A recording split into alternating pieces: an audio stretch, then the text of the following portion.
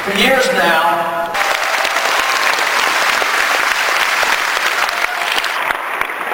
we received more than 3 times as much as a certain senator who runs on a strong national offense.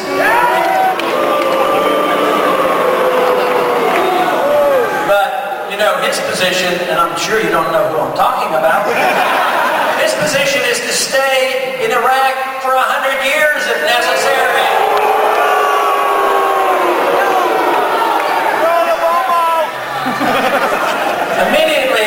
Immediately after World War II, you know, after World War I, they tried to get us in the League of Nations, but there was an old right position back then. Old right conservatives said, no, we don't want that type of an entangling alliance. And rightfully and wisely, our country stayed out of it. But lo and behold, after World War II, we ended up joining the United Nations. That, of course, is the reason I think we ought to be out of the United Nations.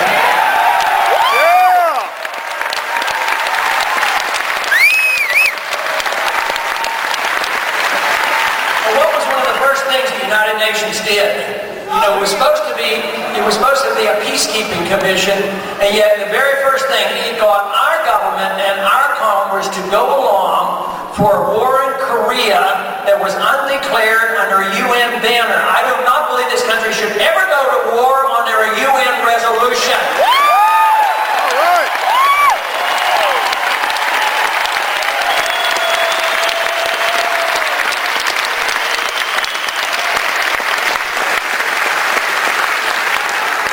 Just think about how this war has drained us. We lost a lot of men during that time, and some never came home, some are still missing. That's one thing we should never do. Not only should we take care of our veterans, we should always make sure that we always find out those that have been left behind.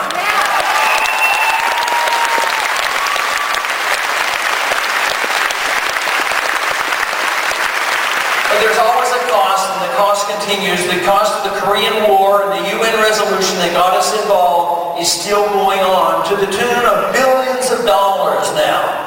So when we come around to replacing the current foreign policy with a constitutional foreign policy, and we end our war and we start bringing our troops home, not only will we bring them home from the Middle East, we're going to bring them home from Korea and Japan and Europe as well.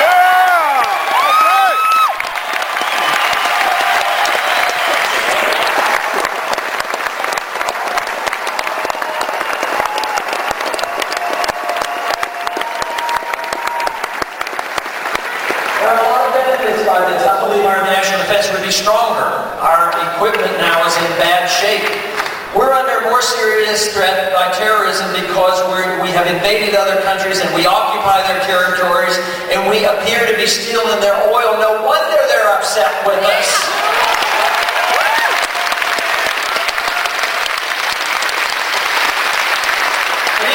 Who say that we must stay forever, even those who suggest even if we have to stay 100 years just because we've been 60 years in Korea, is an irrelevant argument because it's coming to an end, and that's what the markets are telling us today. All great empires and great nations end because they extend themselves too far. The Soviet system collapsed because they did exactly that, and they collapsed internally for economic reasons. And that is what we're on the verge of doing.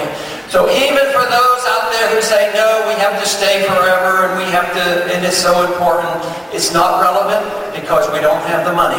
We're flat out broke and we have to quit. We have to save the money.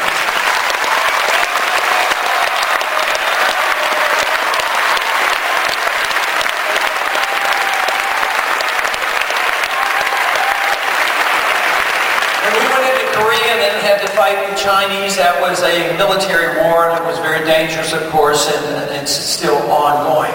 But what kind of situation are we in today? Because we have weakened ourselves internally. Because we are now, and not a producer, but we are a consumer. Now we have to borrow. We're the greatest debtor of the world. We have $2.7 trillion around the world. The truth is that today, right now, today, the Chinese are more in control of our economy than we are. Because if they did not loan us the money, we could not fight those wars and and take care of our domestic needs. So that is the reason we have to get our house in order, and the best place to start is, of course, undoing our empire and getting all our troops home.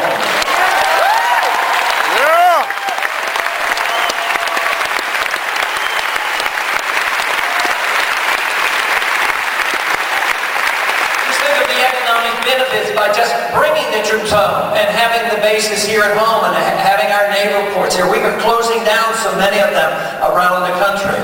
Immediately, just think, all our military personnel would be spending their money here and not overseas. That would give us a boost to the tune of billions of dollars.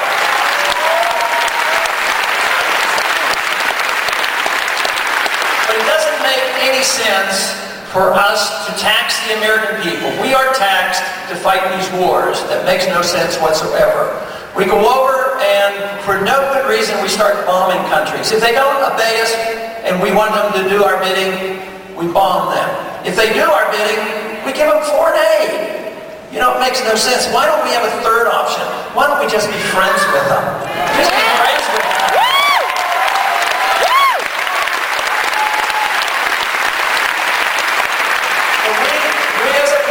Taxed to go over there and bomb the bridges and blow up their infrastructure, and then we feel badly.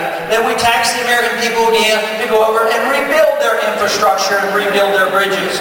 I would say, let's take care of our bridges right here at home. Yeah!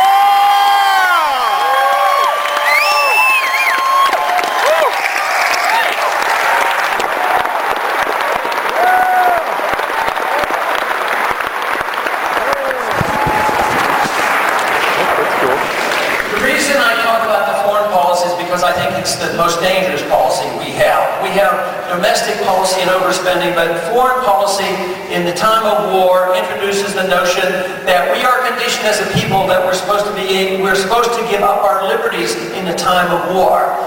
And we're supposed to give up our liberties in the time of a threat of terrorism. And now we're told the war on terrorism is forever, and therefore they expect us to be humble to the point where we accept this idea that we have to sacrifice our liberties. The conclusion that I have firmly come to is that you never have to give up any liberty to be safe and secure.